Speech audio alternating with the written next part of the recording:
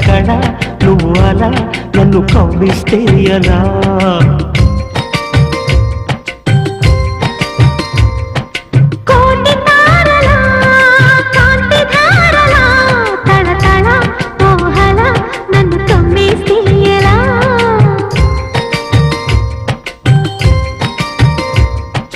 బంధువులందరి ముందర బంగారు బంధనమేసి అందిన సుందరి ఒంటికి చందన సేవలు చేసి లాలించనా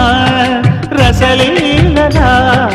అల్లరి చిందులు వేసిన పిల్లడి వైఖరి చూసి మల్లల మంచం వేసి మెల్లగా మచ్చిక చేసి పాలించనా